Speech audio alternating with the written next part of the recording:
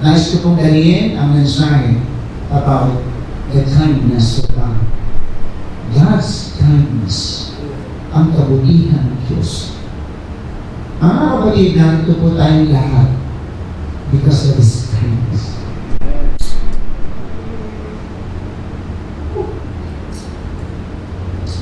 Hallelujah. Napakabuti po ng Diyos.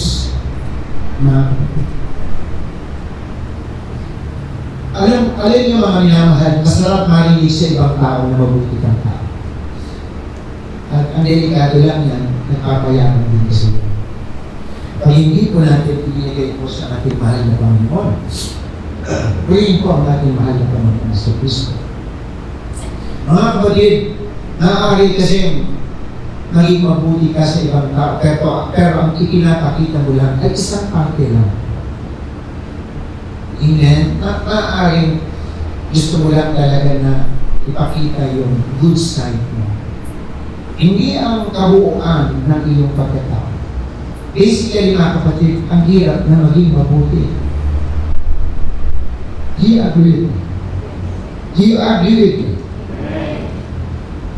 Kaya nga kinakailangan talaga natin makita ang ating sarili na kapos tayo. At kailangan natin ang Diyos sa ating mga buhay. Maaaring mabuti ka dahil binigyan ka o nakapag-ibig ka, ini.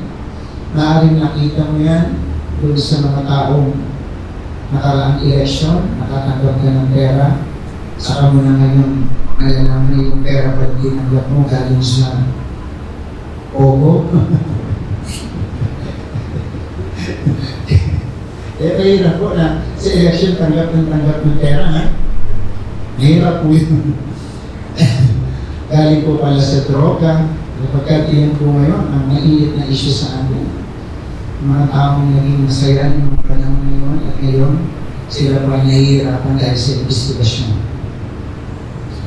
Alam po ninyo, pag hindi ka kasi mabuti na totoo, minsan mahirap dahil maraming taong mapagsamantala.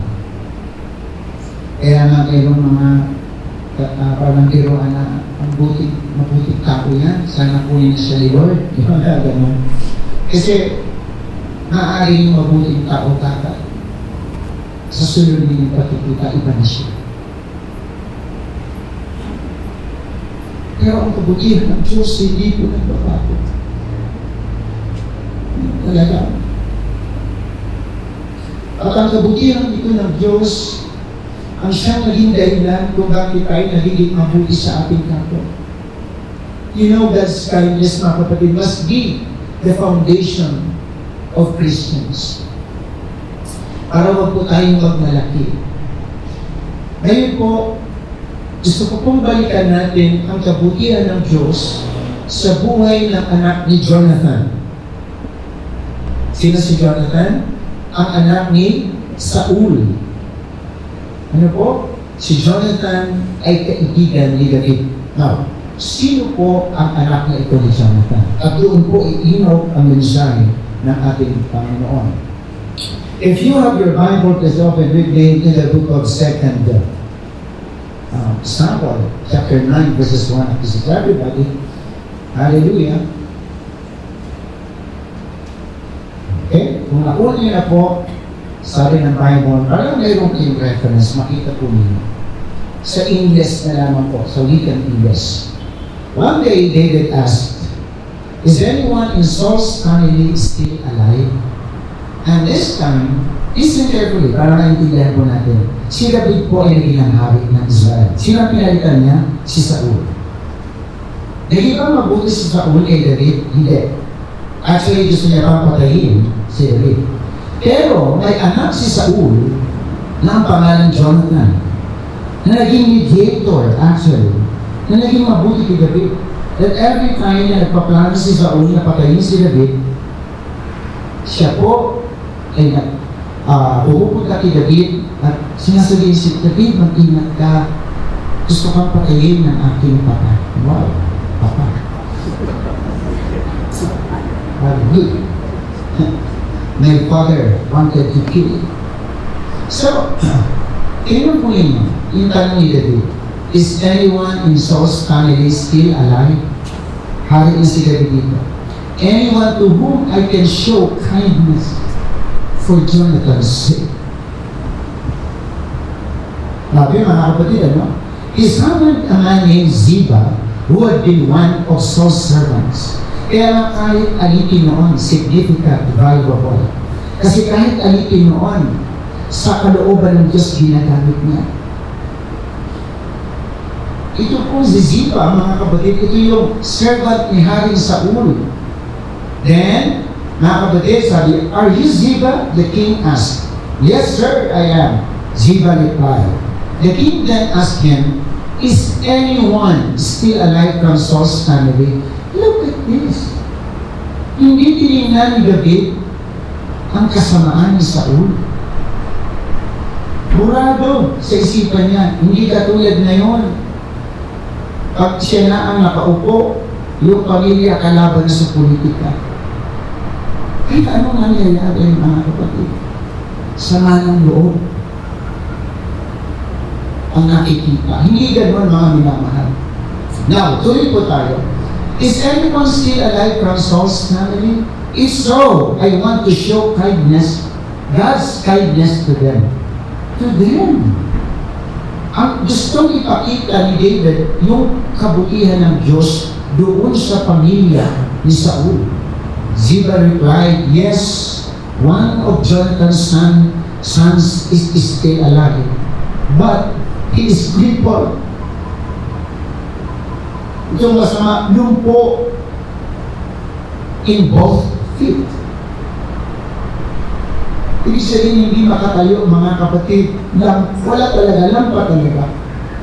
Tuloy po tayo, mga minamahal. Sabi ni David, where is he? The king asked, in Lodibar.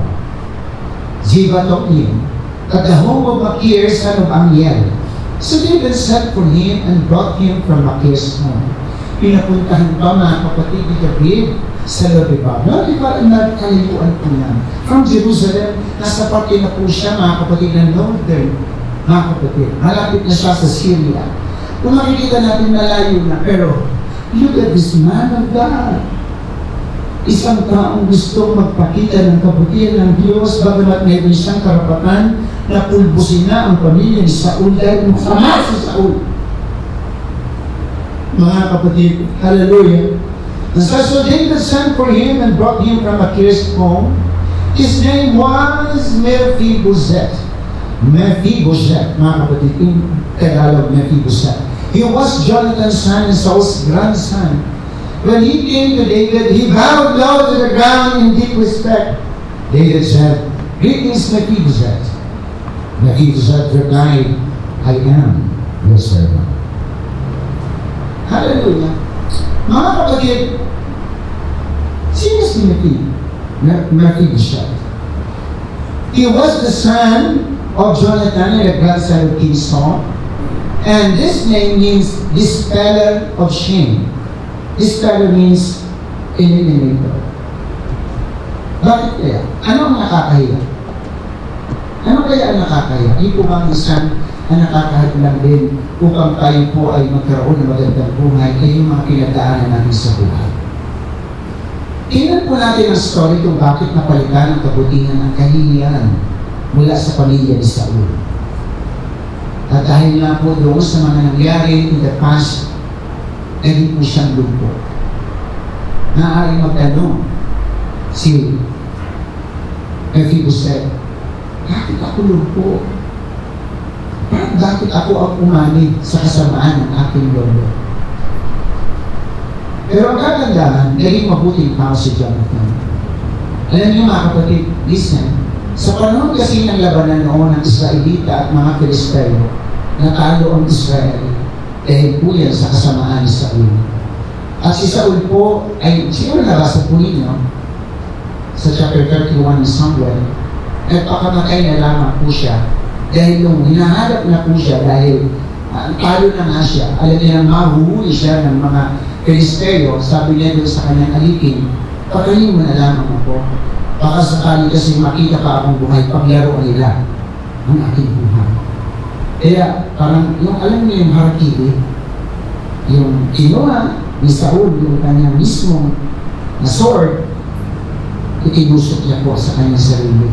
At pagkain na po ninyo, nagpakamatay si Saul. At then, sinunod po, nakita ng mga Pilisteo ang kanyang mga anak, 3 po yun, isa po daw si Jonathan, pinatay ng mga Pilisteo at sinunod. Yan po ang isa sa mga stories sa Bible kung saan nanggaling ang creation. Yung bangkay na sinusunod. Sa madaling salita, hindi po naging maganda ang kawakasan ng pamilya ng Mephibosheth. Ito po kasi ang nangyari. Nung mabalitaan niyang pinatay na ang kanyang tatay, during that time, he was 5 years old pa lamang. Dala-dala po siya ng kanyang tagapangalaga nurse. Kasi, king yan. Mephibosheth na kapatid ay apo ng hari ng Israel. Habang lumalayo, tumatakas po yung nurse ni Mephibosheth. Nalaglag si Mephibosheth. At yun po ang dahilan kung bakit po siya nalugpo. Subalit po, kahit gano'n ang kanyang naging kapalaman, hindi pa tapos ang programa ng Diyos. Everybody sila naman. Sa Biblia, ang kabutihan ng Diyos ay magpawalang hanggang. Pinapakan natin ang Panginoon. What is kindness, Pastor? Kindness is defined as the quality of being what? Generous. And considerate. You know, yung pag sinabi natin kindness, it includes parang yung pagtulong sa mga taong may pangangailangan. Ang hindi nyo lang kasi alam, pag kayo po ay tumutulong sa tao, hindi nyo alam na totoo siyang nangangailangan at maaaring nakagugtong talaga yun sa sobrang pangangailangan ng kanyang maaaring pamilya, sarili, at may mga taong hindi yan nakakalimutan. Kaya kung kayo po'y naglilingkod sa mga taong mayroong katungkulan, be good, be kind. Everybody say amen. Yun nga lang mga kapatid na may problema, pinapakinggan mo ang kanyang problema, paghinga niya dahil meron po siyang kabigatan, hindi mo lang alam na dahil sa pakikinig mo, nagkaroon siya ng tagaanan. That is kindness. Yung pagiging respectful sa kapwa, sa mga manggagawa, that is kindness. Gestures of kindness po yan. At hindi nyo po lang alam kung ano po ang itinatanim ninyo sa isang tao. Itinatanim ninyo sa Diyos kung kayo nagiging mabuting tao. Hallelujah. Sapagkat ang kabutihan ay nag-aani ng pagpapala. You know, we see the extent of God's kindness when we have nothing. Pag walang-wala na po tayo mga kapatid, doon natin nakikita na ang tulong ng iba ay napakahalaga. Naalala ko po yung panahon na nag-aaral kami sa kolehiyo.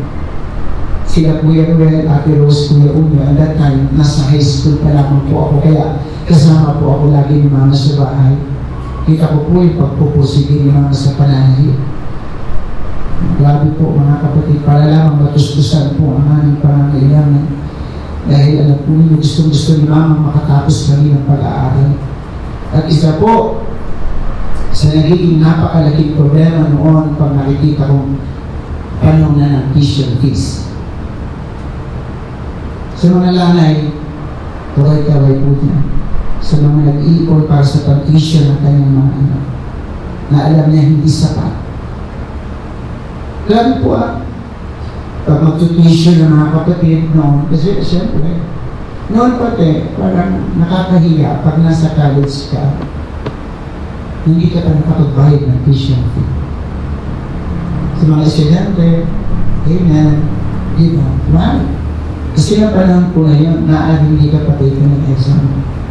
At pag hindi ka pinag-take ng exam, alam na, wala kang pera. Di ba? At bilang magulang, kasakit po yun. Kaya grabe po talaga ang nakikita kong pagsusulikat ng mga magulang. Ang ginagawa ni Mama ay talagang pumupunta po yan sa mga bahay na may kaya sa amin. Para lamang mag-offer na magtahi ng kortina, baka. Yung sofa, kasama po ako. Hoy, makakakain mo kayo dyan na kortina, gusto mo pa tayo, o punit. Pero hindi ko po makalimutan mga kapatid yung panahon talaga. Sobrang na-appreciate ng Panginoon ay ni Mama ang Panginoon. Dahil tayo talagang kapos na kapos kami. Hindi pa nga lumalabas ng bahay si Mama. Pero na pong pumunta na kapitbahay po namin. Elsa! gusto ko magpatahi ng cover ng sopa namin. At ipayag na. Hindi ko makalimutan. Parang yung panahon na alam mo nang walang-wala ka, may dumating na pagpapala. At yan po, mga kapatid, ay mapapasigaw ka talaga ng praise the Lord. Amen. I-share ko po yan sapagkat ang sabi ko nga po, nakikita natin yung kabutihan ng Diyos. Pag walang-wala na po tayo, minsan nahihiya po tayo lumapit sa ating kapwa. Ang hirap lumapit, mga kapatid. Sapagkat pag walang-wala ka, ito po yung kabilang doon sa mga laylayan na tinatawag. Pero hindi na alam. Na maaaring ngayon, ikaw ang umaasa. Baka sa darating na panahon, ikaw na inaasahan. Dahil sa kabutihan ng Diyos. Totoo po yan, mga kapatid. Hallelujah. Kaya ngayon, tingnan po natin, mga kapatid, kung ano nangyari kay Mephibosheth. Sapagkat there are reasons why Mephibosheth was unfortunate. Ano po yung mga rason po na yun, mga minamahal? Number one, physical problems. Hindi nga po siya makapagtrabaho dahil nga lang, mga kapatid, dahil nga lumpo. Disabled siya, umaasa lang na siya'y buhatin ng tao. Grabe mga kapatid ito. Pangalawa, heritage problems. His grandfather Saul disobeyed God and tried to kill David. Siya pa po yung pumunta sa fortune teller. Di po ba nagalit ang Diyos? Dahil siya po ay nakipag-usap pa sa mga kumakausap sa masasamang espiritu. Pero salamat, si Jonathan po ay naging maka-Diyos naman. Pero nakasama pa nga siya sa judgment dahil sa pagkakasala ni Saul. Tandaan po natin na galing siya sa pamilya ng hari ng Israel. Dapat lang sana na maganda ang buhay niya. Pero ito talaga ang pag-ikot ng takbo ng buhay ng tao. Maaari mga kapatid, nasa taas ka, baka darating ang panahon, nasa baba ka. O baka naman nasa baba ka, darating ang panahon, nasa taas ka. Pero ito yung mga reasons po na ito. Ito yung dahilan kung bakit si Mephibosheth, mga kapatid, ang hirap sa buhay. Another thing, nung siya po ay tumakas, siya po ay napunta sa lugar na hindi maganda. Geographical problems. After ng death ni Saul and Jonathan, siya po ay lumayo sa promised land. Pumunta po siya sa Lo-debar. Alam po ninyo ang Lo-debar, it means no pasture. Kahit niyan niyo po yan sa Bible. Lo-debar means no pasture, barren, desolated, unfruitful place. Para pong ang dating parang Somalia, Sudan, na wala talagang maganda. Parang yung po ang isa sa mga mahirap na lugar sa buong mundo. Yung walang makain ng tao. Napunta doon si Mephibosheth dahil sa pagtakas na. Sa madaling salita, indigent. He was being taken care of na care na walang bahay, walang sapat na pagkain, walang trabaho. But you know, this morning, gusto ko pong sabihin sa inyo, hindi pa tayo ang Diyos. Nakikita ng Panginoon ang pangangailangan talaga ng tao. God's kindness will remain, especially to those who have nothing. Hallelujah! Kaya, huwag po natin mga kapatid basta-bastahin ng mga taong walang-wala na nagsusumika.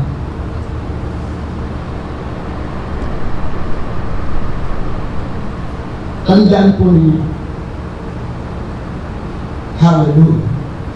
In the book of Isaiah, chapter 54, verse 10, for the mountains may be removed, and the hills may be shaken, but my loving kindness will not be removed from you. Now, let's see the kindness of God kay Mephibosheth, mga kapatid. Dahil ang totoo niyan, si David ay ginamit ng Panginoon. Kung tutuusin, si David ay mayroon pong dahilan upang kalimutan lahat ang malalapit sa buhay ni Saul. Pero naalala niya ang kabutihan ni Jonathan. Nakukuha po niya. Kaya ang kabutihan po, mga kapatid, ay nagtatanim ng pagpapakita. Hallelujah! And Mephibosheth was blessed by God. Meron kasing bunga ang kabutihan. The fruit of kindness. Sabi sa book of 2 Samuel chapter 9 verse 1, David asked, is there anyone still left of the house of Saul to whom I can show kindness for Jonathan's sake? Naalala niya yung pinupuntan siya lagi ni Jonathan, David, tumakas ka. Papatayin ka ng aking ama. Kindness.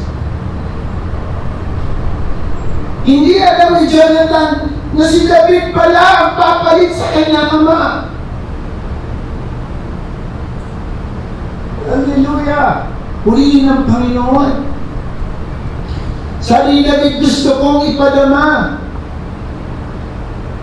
sa taong ito ang kagandang loob ng Diyos alang-alang kay Jonathan. Naalala niya si Jonathan? God uses people.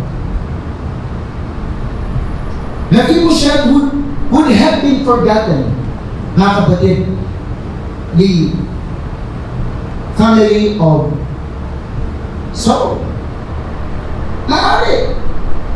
Pero, naalala niya yung kabutihan ni Jonathan. Hallelujah. Verse 3, the king asked, is there no one still alive from the house of Saul? Inulit niya, to whom I can show God's kindness?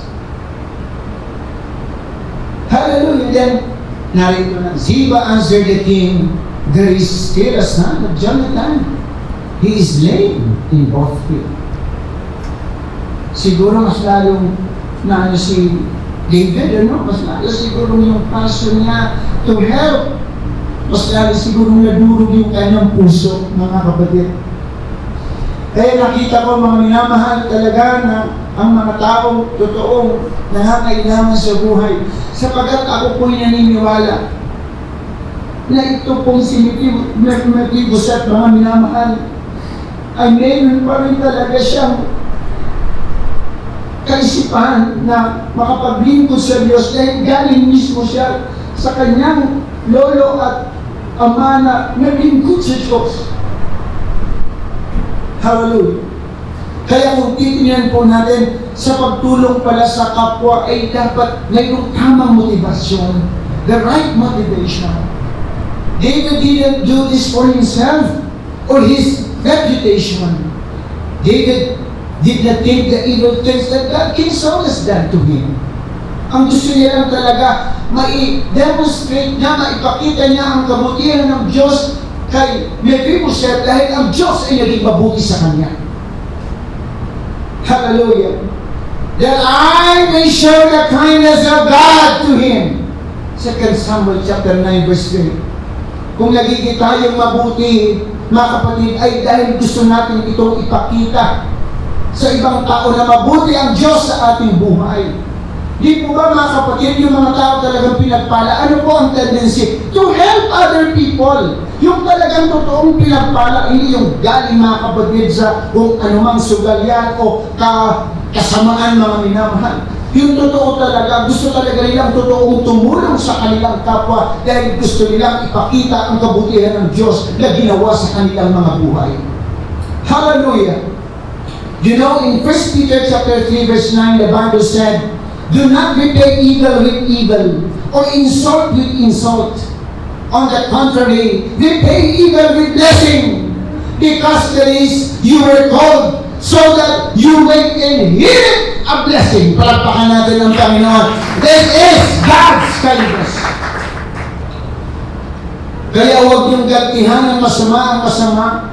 Huwag niyong sumpain ang sumusumpa sa inyo. Sa halip pagpalain niyo sila dahil pinili kayo upang tumanggap ng pagpapala sa Diyos.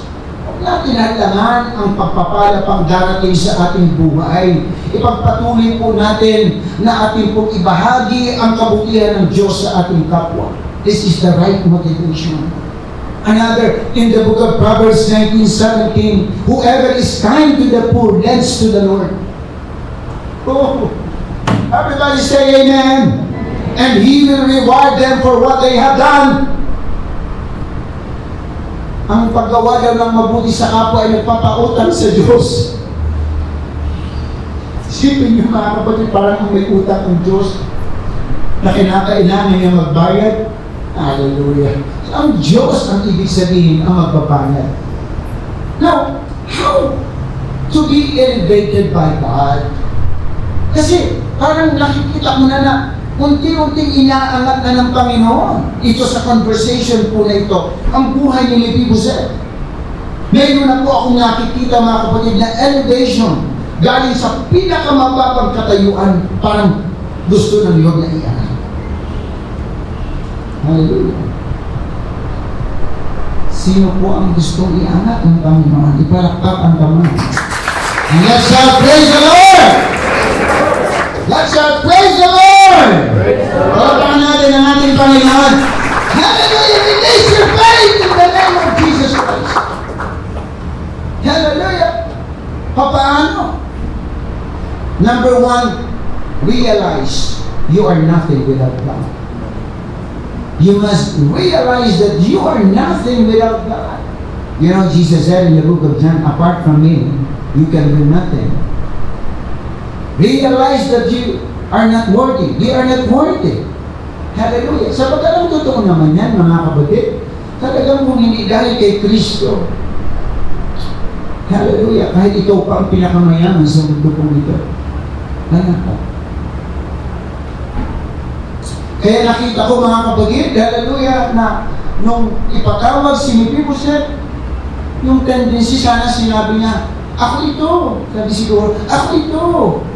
Yung anak ni Jonathan, nakaibigan mo. Maaaring gano'n sana ang kanya kaagad na sasabihin. But you know, ano kaagad ang sinabi ni Mephibosheth? Nagpakira ka. Ay, yes, sir. Sabi ng Bible, ini-imagine ko mga kapatid, yung po na nga nagpatira pa, padapa na po talaga mga kapatid. Ulit ng Diyos. At alam po ba ninyo mga kapatid, in verse 8, inuring niya na siya'y patay na. You know, we must also learn how to recognize mga kapatid that sa paglapit sa Panginoon, we are dead because of our sins. But because of God's kindness, binigyan niya po tayo ng pagkakataon na magkaroon ng kaligtasan at mabuhay ng maayos sa kanyang harapan. At ang sabi ng verse 8, Mephibosheth bowed down and said, what is your servant that you should notice a dead dog like me? Dead dog. If you're going to read sa Bible, English translation, parang patay na aso na ang tingin niya sa kanyang sarili. Sobra po kasi ang hirap ni Mephibosheth. Isang apo ng hari ng Israel, napadpad sa Lodebar, mga kapatid, napunta kay Makir na isang hirap na hirap sa buhay, walang makain. Ano pa naman ang ipagmamalaki niya? Oo nga naman, mga kapatid, meron pa ba? Wala na. Kaya sa paglapit sa Panginoon po talaga, huwag po tayong magmamalaki sapagkat anything can happen. Anything can happen. I hope you get what I mean. Gusto ng Lord, mga kapatid, na ma-realize natin na talagang kung wala ang Diyos, wala po talaga tayo, mga kapatid. Pwede nung sabihin, hindi, Pastor, ang dami kong naipon sa bangko, kahit ilang taon pa, hindi mauubos siya do. Hallelujah. Sabi nga ng Bible, Ngayong gabi kukunin ko ang buhay mo. Saan mapupunta ang kayamanan mo? Talaga, mga kapatid. Another thing, mga minamahal, is that you must also recognize talaga the goodness of God, the kindness of God. Dahil nakakahalaga po yung talagang maisip mo na ito pala talaga nangyayari sa iyo ay dahil talaga yan sa kagandahang loob ng Diyos. Kaya yung mga tao, mga minamahal na talagang kahit maliit na bagay, talagang vocally ay sinasabi niya, purihin ang Diyos, salamat Panginoon. Sabi nga ni Niki kanina, hindi naman po talaga maluba ang sakit. Niki, dahil yan sa kagandahan ng loob ng Diyos. Oo. Maraming sabihin mo, hindi talaga konti lang yun. Pero yan po ay dahil sa kabutihan ng Diyos. Iloob niya. Hallelujah. Kaya nga, sabi ng Bible, in everything give thanks, for this is the will of God in Christ Jesus concerning you. Let us recognize the kindness of God in our lives. Ang problema kasi sa maraming tao ngayon, naranasan na ang kabutihan ng Diyos, hindi pa nagiging maayos ang takbo ng buhay niya. Kaya bumabalik sa dati. Hallelujah. King David, mga kapatid, hallelujah, ay naging mabuti dahil nga sa kabutihan ng Diyos sa kanyang buhay. Hallelujah. Ulitin ko, mga minamahal, in the book of 2 Samuel, chapter 9, verse 9, everybody. Maliwala po yan. Then, King David, sabi po dyan, said to him, I have given your master's grandson everything that belonged to Saul and his family.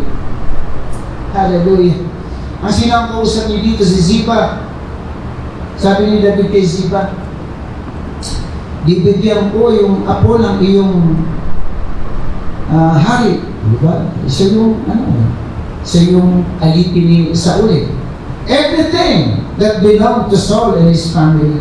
Alam niyo naman mga kapatid kung ano yung pag-aari ni Saul noon at sa kanyang pamilya. Ibabalik daw ni David kay Mephibosheth.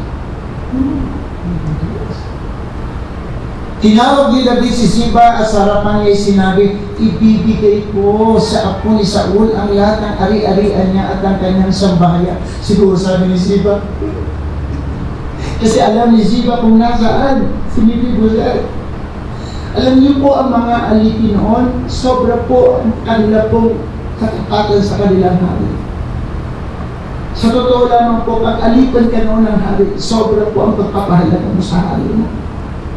Kahit ibigay mo pa ang buhay mo. Kaya alam ni Ziba, mga kapatid, kung ano ang nangyari din kay Mephibosheth. I hope nakukuha po natin.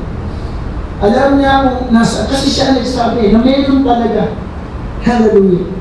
Kaya nung sinabi ni David, ibabalik ko sa apo ni Saul. Hallelujah. Hindi sinabi, mga kapatid, sa anak ni Jonathan. Tingnan niyo po yung pagbabago ng puso ng Diyos kay David.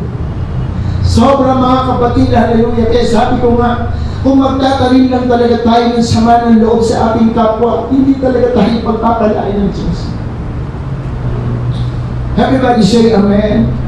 Hallelujah. Kaya ito po ay makikita po natin na blessing na napakalaki ito, mga kapatid. Napakalaki ito yung pag-aari ni Saul. Ibibigay mo sa apo. Hallelujah. Na si Mephibosheth. Hindi po ito basta simpleng kayamanan lamang, mga minamahal. Kaya na-recognize ni David po talaga ang kabutihan ng Diyos. Kaya gusto niya itong ibahagi. Hallelujah. Siguro nung malaman niya na si Mephibosheth ay nasa Lo-debar, mas lalo po siyang nagkaroon ng passion na tulungan ang apo na ito ni Saul, na anak ni Jonathan. Hallelujah. Tuloy po tayo, mga kapatid. 2 Samuel chapter 9 verse 11. Ziba replied, Yes, my Lord the King, I am your servant and I will do all that you have commanded. Sapagkat inuutusan na ngayon ni David si Ziba na parang siyang mamahala na ngayon sa buhay ni Mephibosheth, na siya na ngayon ang magiging alipin ni Mephibosheth, mga kapatid. And from that time on, Mephibosheth ate regularly at David's table like one of the king's own sons. Hallelujah! Purihin po ang ating Panginoon. Tingnan po ninyo, mga kapatid, ang biyaya po na ito.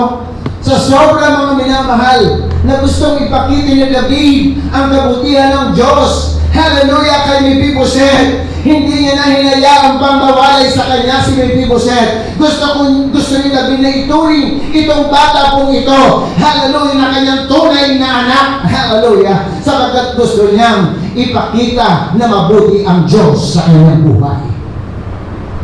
Isipin niyo, kasalo ni David sa kanyang pagkain na parang tunay na anak niya. Parang nakita ko rito yung ginawa ni Jesus sa buhay po natin, mga kapatid. Na kahit tayo mga makasalanan, mga minamahal. Hallelujah, sabi nga ng Bible, darating ang panahon, makakasama natin ang ating Panginoong Jesucristo doon, mga kapatid, sa wedding supper of the Lamb. God is so good, mga kapatid. Kaya nga, if you recognize the kindness of God, surely God will supply all your needs. And that is written in the book of Philippians 4:19. My God shall supply all your needs according to His riches and glory in Christ Jesus. Grabe mga minamahal itong nangyari nito kay Mephibosheth. Hindi niya siguro malaman na mayroon isang, hindi niya maisip na mayroon isang hari na naghanap sa kanya. Everybody say amen.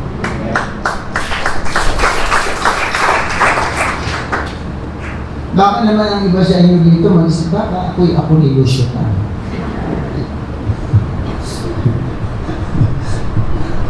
Kung makikita natin mga kapatid, halagang, sabi ko nga, Lord, hindi mo rin nga naman talaga alam. In any way, mga kapatid, kung pwede kang pagpalain ang ating mahal na Panginoon.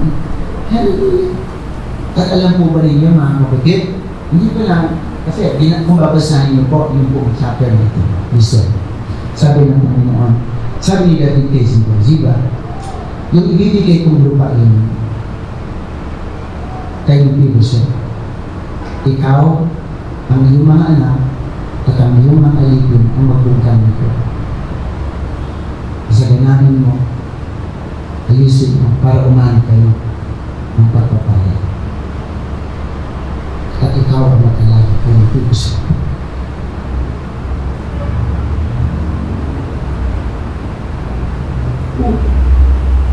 See? God's kindness.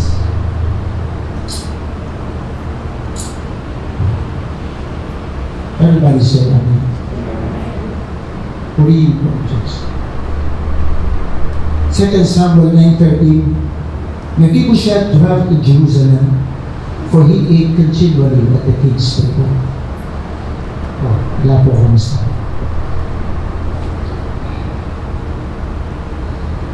Galing po sa Lodibar. Galing sa bahay ni Makir. Baka nga, mga kapatid, walang man lamang masarap na pagkain na maihanda on the table. Ngayon, nasa table na ng hari, kumakain si Mephibosheth.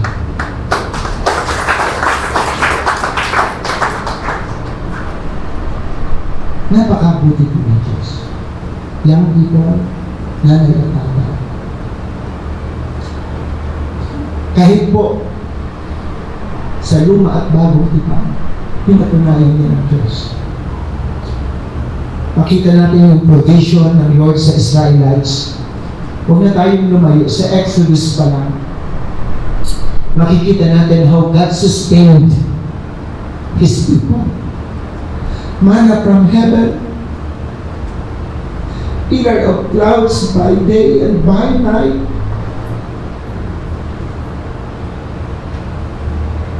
God has been so kind sa mga Israelites despite of their complaints and lack of faith. God is so good. Even in the New Testament, example ko dyan mga kapatid, the prodigal son. Kinuha na yung yaman ng tatay. Kinastos, sinugal.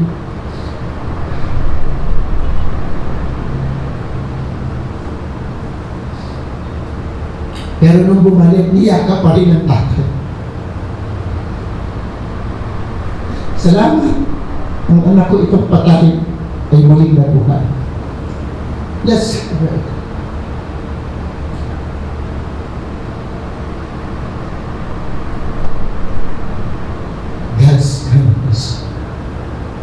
Kabutihan po yan ng Diyos, mga kapatid.